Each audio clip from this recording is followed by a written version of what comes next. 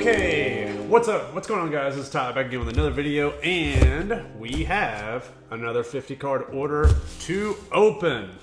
Gonna crack into these bad boys and see what we got.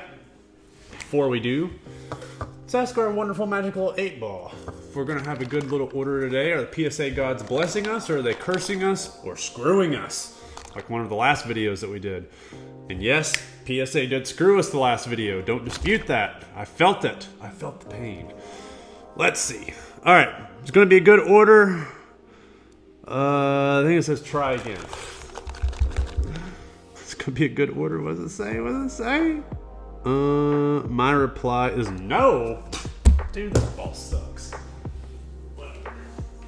I think it's going to be a good order because I'm pretty sure I looked at this one. Yeah, this is going to be a good order. It's going to be a better order than the last one, that's for sure. Okay. Oh, look at that. PSA 10 autograph right on top. I didn't even realize I had that in there. Let's just go ahead and just break the seals on these. Break the seals, break the seals. So, this order and the last order, I was actually planning on doing a break with, a PSA graded break. The grades were so bad and the market is tanking so bad, I in good faith at this time could not run a break. So I did not do that. If anybody thinks that this would be a good trial run with a 50 card order, I would have to play with the buy-in spot just to see what it would look like in terms of break buy-in. Let me know, put a comment down below if you would like to see this. I'm perfectly willing to do that. I do not want people coming into my channel or talking about me on social media saying that I'm trying to rip people off, because the intent is not to do that. So I'm very sensitive to negative feedback. I don't want to put negative stuff out there with people thinking that I'm making lots of money on doing something like this. That would not be the intent.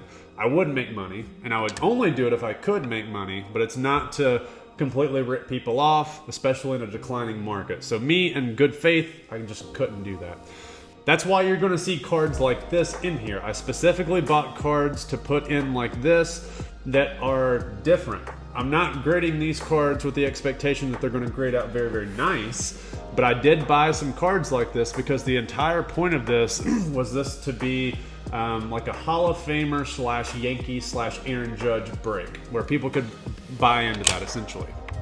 So you're going to see some really, really cool stuff like this, like a Ty Cobb game bat graded PSA 9. Again, very hard to get gem mints on stuff like this, but still really, really cool. Another really cool card, this. Like, some of you all may have seen these whenever I actually got these out, but this is an awesome card, dude.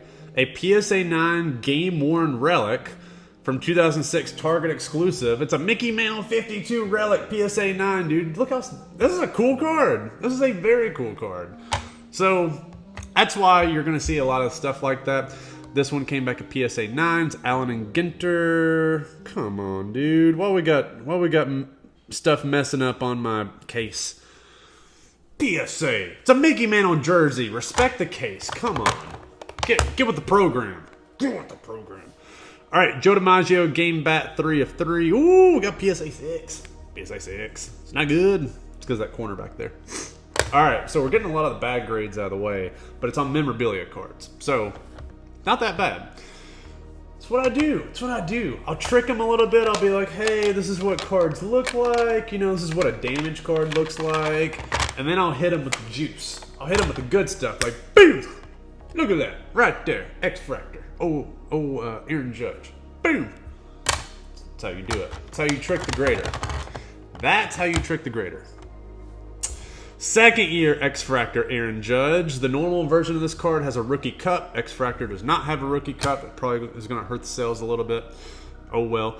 Aaron Judge Heritage Rookie. Again, I've graded a bunch of these, and I do very well with them because these are card stock that I'm very familiar with. Usually not a lot of flaws with those.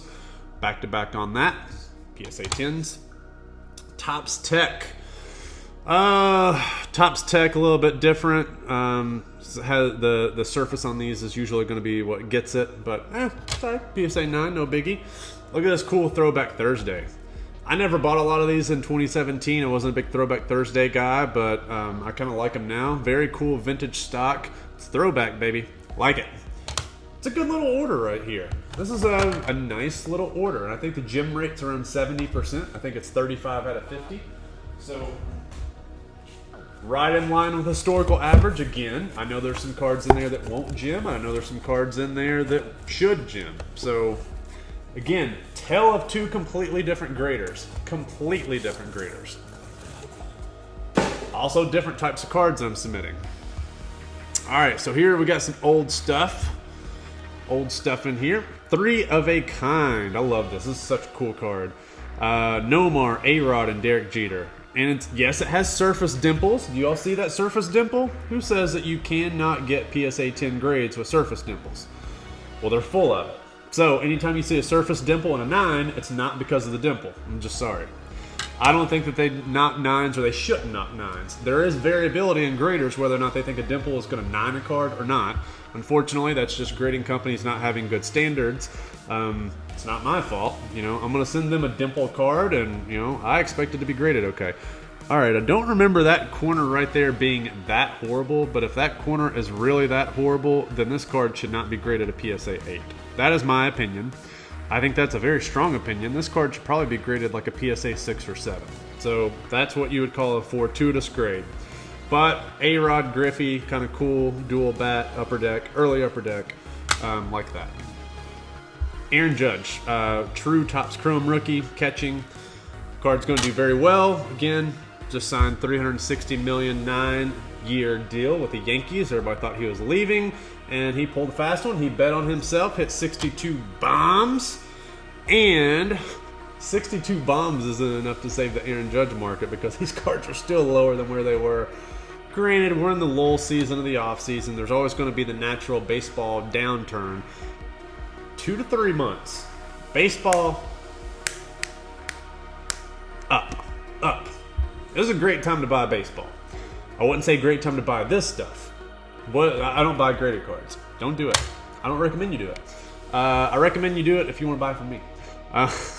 But I don't buy graded cards with the expectation that they're going to go up. Again, in a declining market like this, I want as much value add as I can get.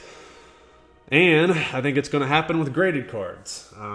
So I'll still buy stuff to grade. Unfortunately, it's not as profitable as what it once was because this market's just not a great market. Allen Ginter, Aaron Judge, really nice card. Whew, wish they treated my Brady's like the way they treat my Aaron Judges. But, you know, story for another day. 87 Topps variation. PSA 10. Man, I did so good on Aaron Judge, and I did so bad on Tom Brady and Michael Jordan. Wish they would treat my Brady's the way they treat my Aaron Judges. So, last video, I was talking about reasons why it is very, very difficult to do well in this market. Honestly, I lost my train of thought. I'm just going to do a separate video on it because my head's kind of spinning in terms of the directions that I want to go and the reasons and rationales for why. Yeah, see, to keep cost low, this is a card I would never really grade on my own. Separately, this is $18 to get it graded. This card cost $1, so PSA 10s probably do sell in the $20-25 range. I inserted some of these cards in here because if I made this a break, I want to insert cards like this to bring the price down. I mean, these finest PSA 10, these base PSA 10s, at one point, some of these were in the $150-200 range. Not the case today. Now we're looking in between the $60 and $120 range, depending on the card. But that's a lot of money for somebody to put in for a break where there may not be a lot of value to get out of that break. Well, you know, if I can insert some cards like this where you're still getting a PSA 10, it does bring that value of that break down. So, gonna run this idea by people. Let me know what you think. Instead of doing a PSA break, what if I create my own product? The product has 250 to 300 total boxes, and we have several cards in the print run that are going to sell for over $1,000 a pop. They're all going to be graded by me, and each box is going to have 2 cards, maybe 3. 3 is going to push the price up too high, likely 2 cards.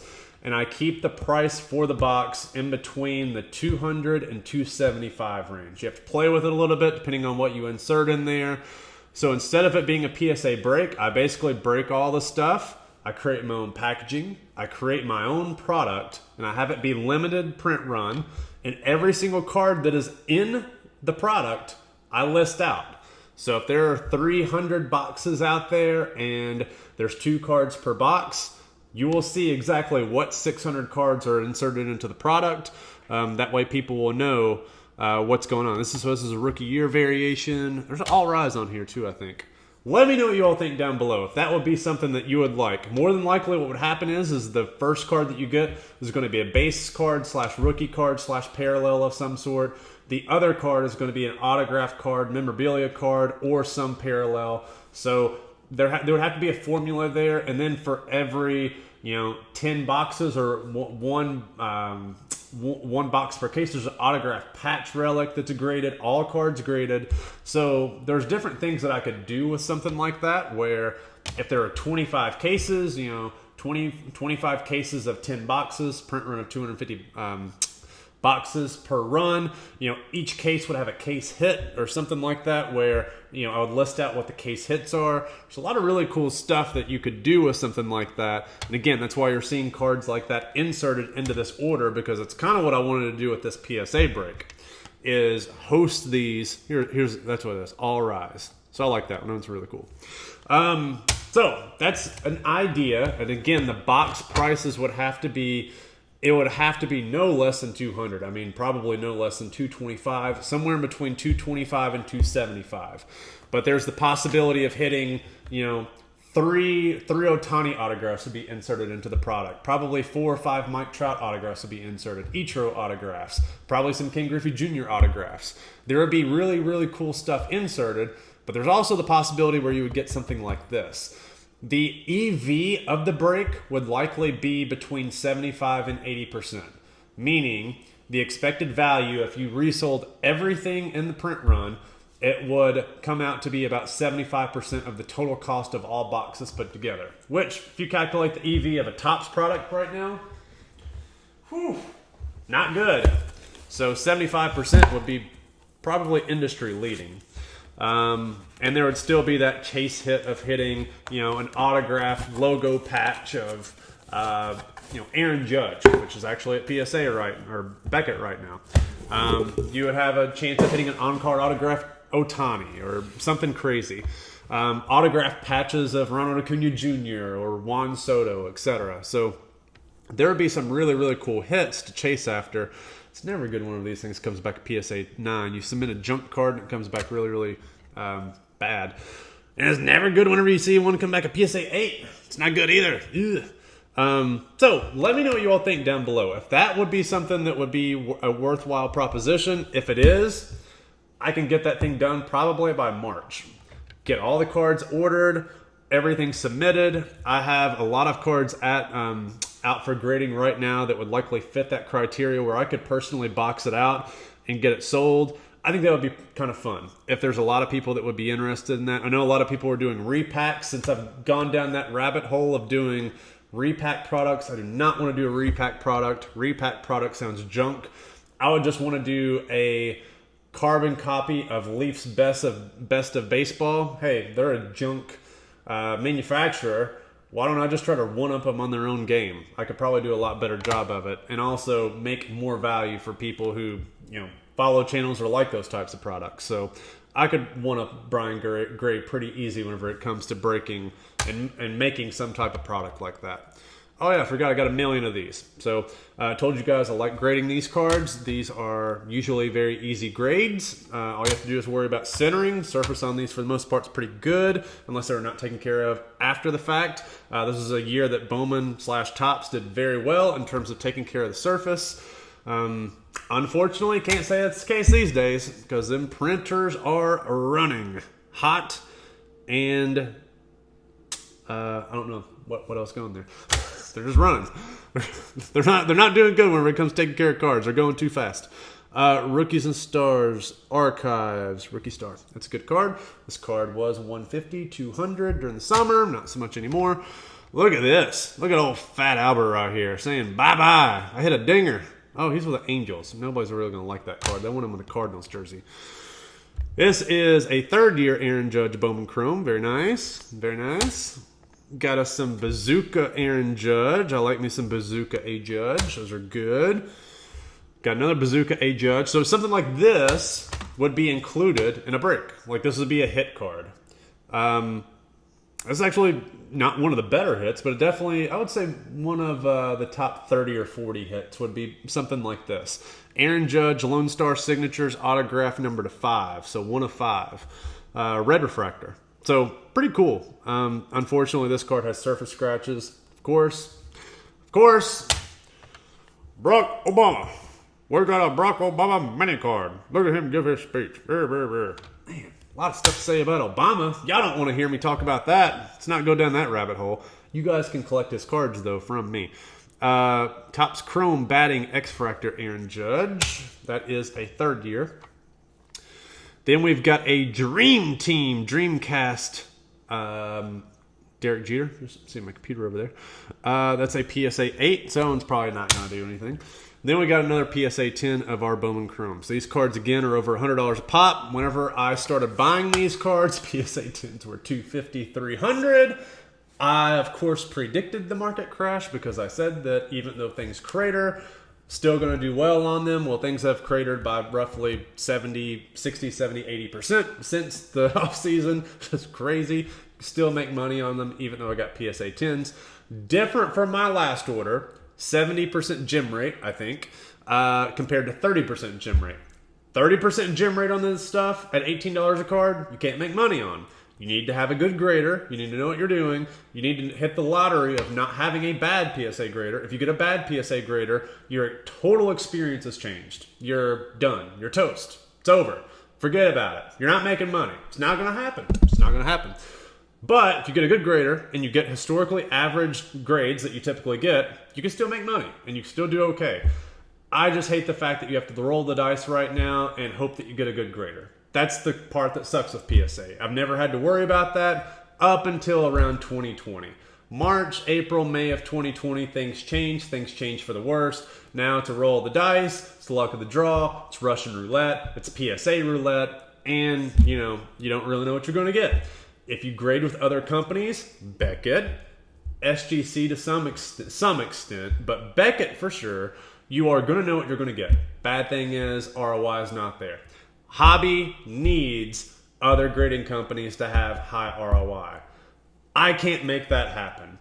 Nobody can make that happen. People have been saying the same thing about CSG since its inception. Well, it's just a fact of reality. The market is going to dictate what is valuable. I switched to PSA because I kept telling people, hey, PSA outsells Beckett. Nobody wanted to believe me. Nobody wanted to look at the eBay sales data. Everybody was just backwards. Well, unfortunately, PSA just sells better. It doesn't mean that they have a better product. They don't. And I've been on PSA's bandwagon for a very long time. Just because PSA sells better does not mean that they are better. They sell better. Hence the reason why I use them. Hence the reason why I have used them. Hence the reason why I switched from Beckett to PSA. PSA, though, needs competition. The market needs competition. We need Beckett not to suck. We need SGC to not suck. We need CSG to not suck. We need all these companies to lower their prices, try to get more market share, try to get more slabs out there, try to get more adoption with collectors, because PSA corners the market with that. We need more companies to keep PSA honest, because oftentimes you'll see better consistency with their grades, maybe from another company. I can't say the same with CSG or SGC, but Beckett, actually, whenever I submit stuff to Beckett, I usually have a pretty good idea what I'm going to get back with a little bit of variance. This order, I kind of knew what I was going to get, and this was a good PSA experience. The last order that I did, the last video, bad PSA experience. Totally different than what I expected. A big difference. Even if I got 50 to 60% gem rate, it's probably closer to what I got. I was way off on that. 30% gem rate. Whenever I get 30% gem rate, bad experience. Something went wrong. So that's this order. I got 2 more to go through. So we're going to upload these videos. Keep an eye out for them. 100 card order, 106 card order, I think, is coming up next. So a little bit bigger orders. One of them's good. One of them not so good. So again, we're going to have more crapshoots. All right, guys, let me know what you think down below. Let me know what you think about a product idea. Do you think that Tyler can create a better product than Leafs Best of Sport, Best of Baseball, Best of Basketball, whatever the repack products that they create? No, I'm not going to create my own cards, but I can create a repack. It'll be a graded repack, stuff like this, but with some high-end cards sprinkled in as well. Stuff that you see from some of my bigger high-end orders. So let me know what you think down below. Should I create that? Do you think that it would sell out at 250 to 300 boxes per run? Yeah, let me know what you think. And we will see you in the next one.